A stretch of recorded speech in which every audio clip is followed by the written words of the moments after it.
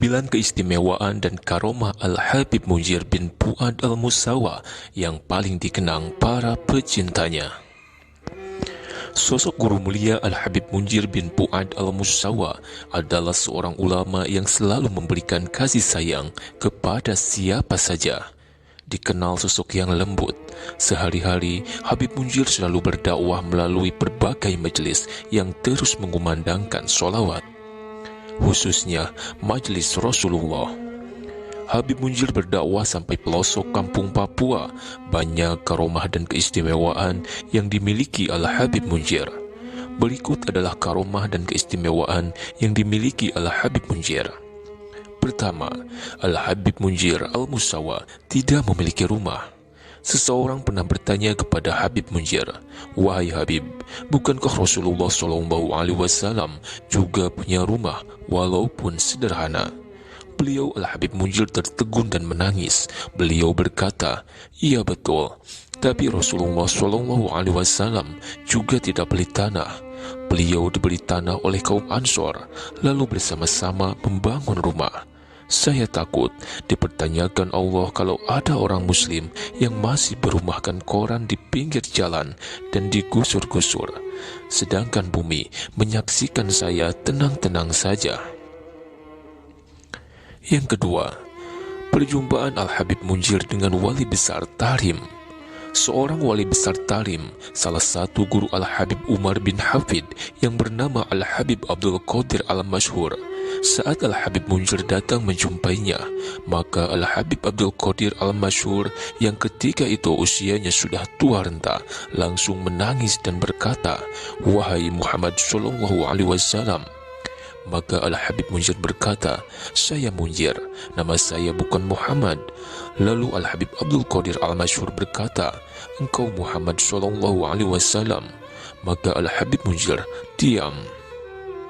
Kemudian saat Al-Habib Umar bin Hafid datang, maka segera Al-Habib Abdul Qadir Al-Masyhur berkata, "Wahai Umar, inilah Maula Jawa, tuan penguasa Pulau Jawa."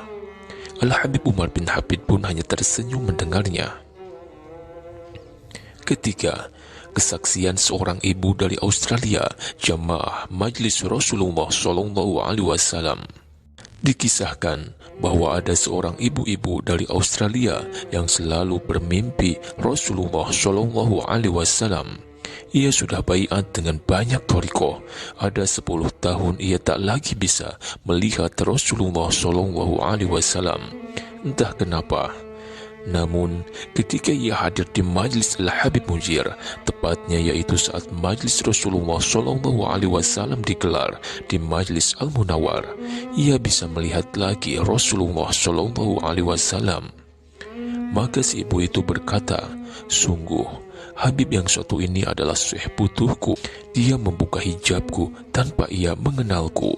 Dia benar-benar dicintai Rasulullah SAW." Lalu kabar tersebut disampaikan kepada Al-Habib Munzir dan beliau hanya menunduk malu. Keempat, Al-Habib Munzir saat diminta mendoakan Al-Habib Umar Maulah Khela. Ketika banyak orang yang meminta supaya Al-Habib Umar Maulah Khela didoakan agar sembuh dari sakitnya, maka beliau Al-Habib Munzir dengan tenang menjawab, "Al-Habib Nopel bin Jindan yang akan wafat dan Al-Habib Umar Maulah Khela masih panjang usianya." Benar saja, keesokan harinya Al-Habib Nopel bin Jindan wafat dan Al-Habib Umar Maulah Khela sembuh dan keluar dari opname. Kelima, Al-Habib Munzir saat diminta mendoakan Al-Habib Anis Al-Habsyi.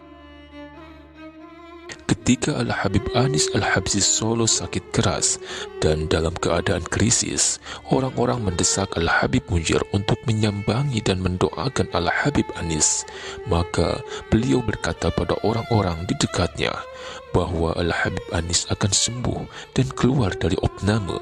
Insya Allah, kira-kira masih sebulan lagi usia beliau. Betul saja, Al-Habib Anis sembuh dan sebulan kemudian wafat. Keenam, kejadian hendak meletusnya Gunung Papandayan. Ketika Gunung Papandayan bergolak dan susah dinaikkan posisinya dari siaga 1 menjadi awas, maka Al-Habib Munzir dengan santai berangkat ke sana. Sesampai ke ujung kawah, Al-Habib Munzir berdoa dan melemparkan jubahnya ke kawah.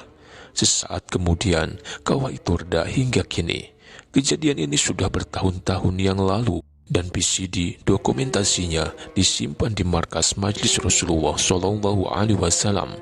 Namun beliau Al-Habib Munzir melarang untuk disebarkan. Ketujuh, kisah sang dukun Beji Depok.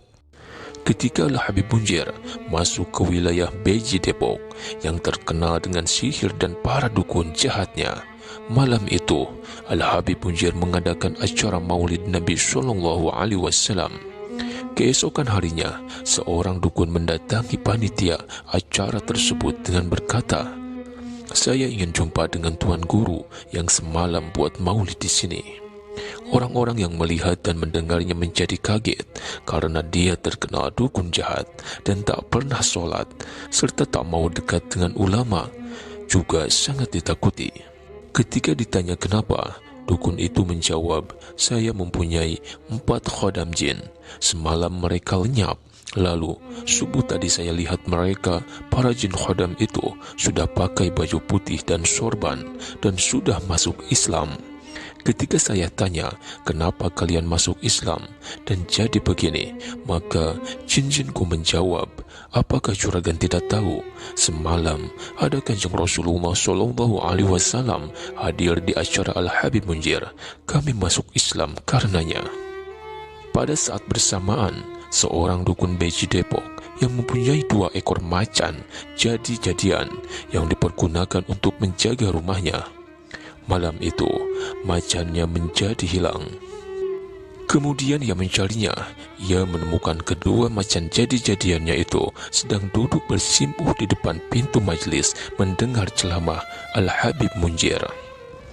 Kedelapan, gangguan jahat menyerang murid-murid Al-Habib Munzir.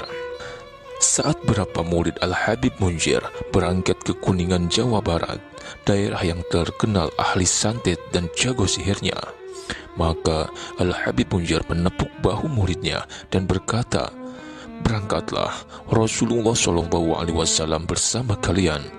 Maka saat mereka membaca maulid, tiba-tiba terjadi angin ribut yang mengguncang rumah itu dengan dahsyat.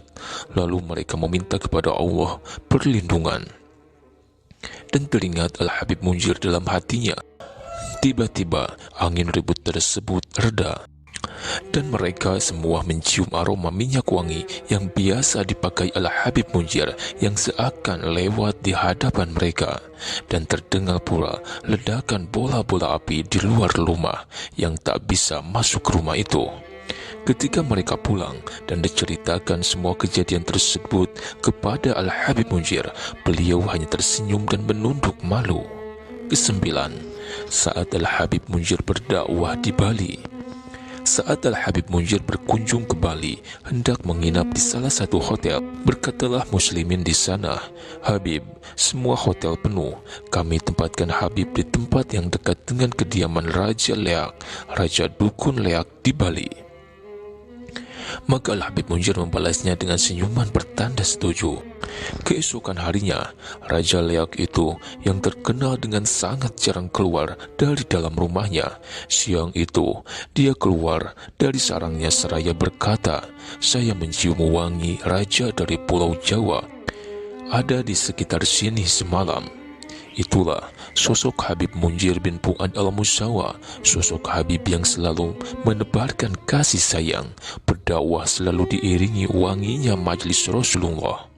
Semua santrinya selalu mengenangnya sebagai spirit mengikuti amaliyah Habib Munzir dalam berdakwah. Karomah-karomahnya sebenarnya sangat banyak.